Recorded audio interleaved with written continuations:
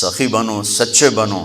اللہ کو بخیل سے محبت نہیں ہے، اور سخی سے تعلق توڑتا نہیں اور بخیل سے جوڑتا نہیں۔ ایک دفعہ شیطان نے ایک بنی اسرائیل کا واقعہ، ایک آدمی سے ملاقات کی، تو اس نے کہا شیطان سے ایک راز کی بات تو بتا دے۔ کہنے لگا کیا؟ کہ تیرے یار کون ہیں، تجھے پسند کون؟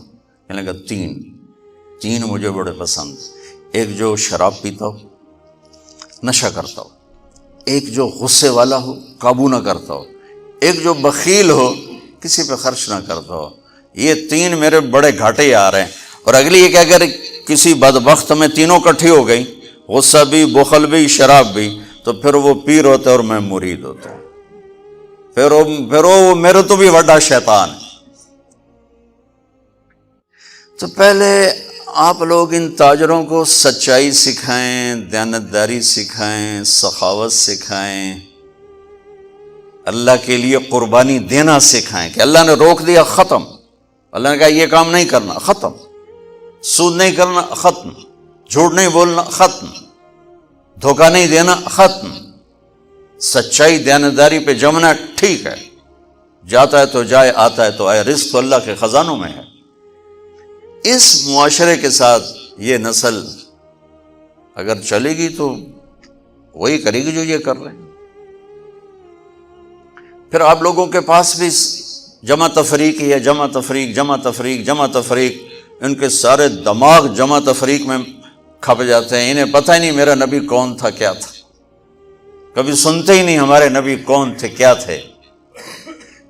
تو راہبری کا حق لے کر تو وہ تشریف لائے تھے جنہوں نے سچائی سکھائی، دیانتداری سکھائی، محبت سکھائی، حیا کو سکھایا، پاک دامنیوں کو سکھایا، سخاوت کو سکھایا۔ حضرت علی سے کسی نے پوچھا کوئی حسرت، حضرت علی سے کسی نے کوئی حسرت، کہنے لگے جتنا علم تھا اتنا کسی نے لیا نہیں، جتنی سخاوت تھی اتنا کسی نے مانگا نہیں، جتنی سخاوت تھی اتنا کسی نے مانگا نہیں۔ یہ دو حسرت ہیں میرے دل۔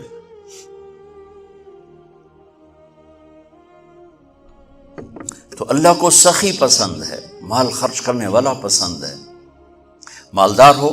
اچھا ایک ہوتا ہے بخیل، اللہ کہتا ہے بخیل جہنم کے قریب، اللہ سے دور، لوگوں سے دور، جنت سے دور۔ سخی اللہ کے قریب، جنت کے قریب، لوگوں کے قریب، جہنم سے دور، اللہ کا پیارا۔ جب بنی اسرائیل نے بچھڑے کی پوجا کی تو اللہ نے کہا سب کو قتل کرو، سارے۔ جب سامری پکڑا گیا جس نے شروع کروائی تو اللہ تعالیٰ نے اس سے سفارش کی، موسیٰ سامری کو چھوڑ دے۔ کہا یا اللہ سامری کو چھوڑ دوں؟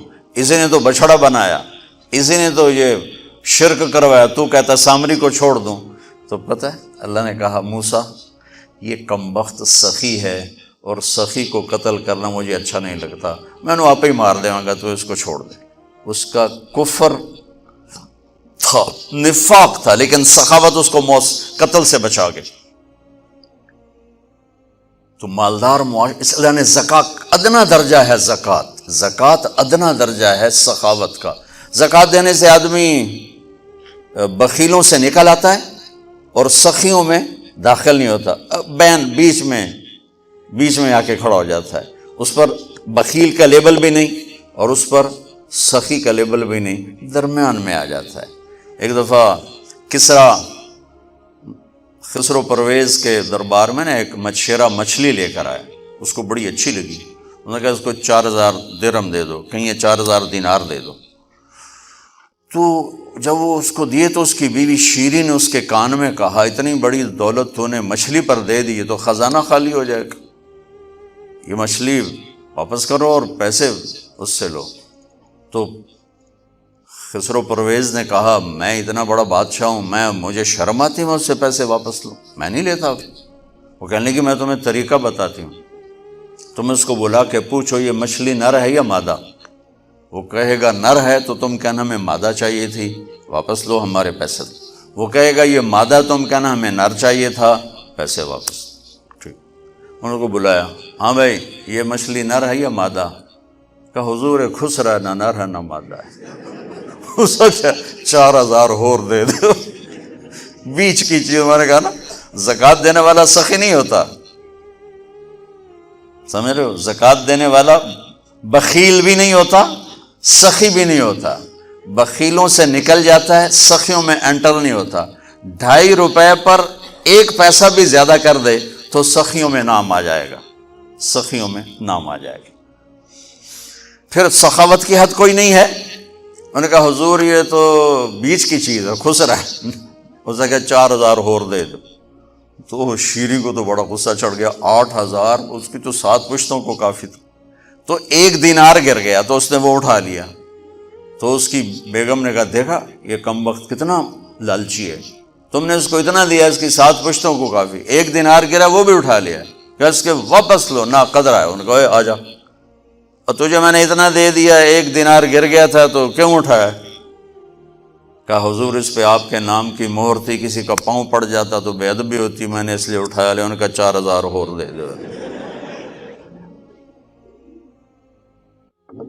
تو بچوں ان تاجروں سے کہتا ہوں سخاوت سیکھو، پہلے یہ سچائی سیکھیں، پہلے یہ دیانتداری سیکھیں، پہلے یہ اللہ کو رب مان کر اپنی بنیادوں کو، اپنی تجارتوں سے سود نکالیں، جھوٹ نکالیں، 2 رجسٹر نکالیں، دیانتداری پر چلیں۔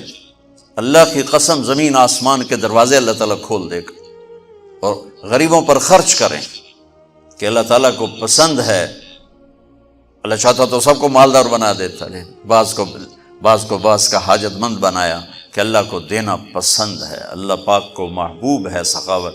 ایک صحابی آئے، یا رسول اللہ ضرورت مندوں کو میری مدد فرمائیں۔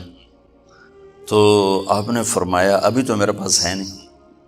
اس نے کہا تو میں لے لیتا ہوں کسی سے، پھر آپ میری جگہ بھر دینا۔ آپ نے کہا ہاں ٹھیک۔ تو حضرت عمر پیچھے سے بولے یا رسول اللہ یہ کیا بات ہوئی؟ آپ کے پاس ہے آپ خرچ کریں، آپ کے پاس ہے نہیں اور آپ اس طرح لوگ آپ کے نام پہ قرضے اٹھائیں پھر آپ دیتے پھریں، یہ نہیں کرنا چاہیے۔ تو پیچھے سے ایک اور صحابی تھے عبداللہ بن حذیفہ، ان کا یا رسول اللہ انفق ولا تخش من ذی العرش خلالا، یا رسول اللہ خرچ کریں اور عرش والے سے تنگی کا ڈر نہ کریں۔ تو آپ مسکرائے، آپ نے کہا مجھے اللہ نے اسی بات کا حکم دیا ہے کہ میں خرچ کروں اور عرش والے سے تنگی کا ڈر نہ کروں۔ بہرحال بچوں سچ سیکھو، یہ تمہاری، میں درد سے کہتا ہوں کہ ہمارے تعلیمی ادارے نہیں ہیں، کاروباری ادارے ہیں۔ یہ بچوں کو علم نہیں دے رہے، اور تم بھی کوئی طلبہ نہیں ہو، تم بھی ڈگری والے ہو، تو انہوں ڈگری چاہیے یا نوکری چاہیے، میں تجھے انگوٹھے چھاپو۔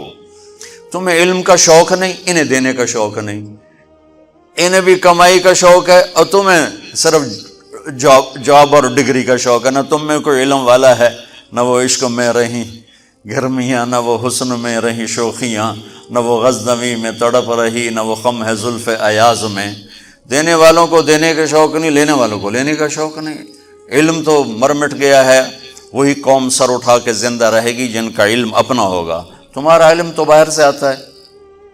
آج تک ڈاکٹر کہتے رہے مکھن نہ کھاؤ، ملائی نہ کھاؤ، گھیو نہ کھاؤ، دل بند ہو جائے گا، کولیسٹرول بڑھ جائے۔ اب میرا بھائی دل کا ڈاکٹر ہے، اب کہتا ہے کھاؤ، میں کہوں کہ امریکہ کی رپورٹ آ گئی،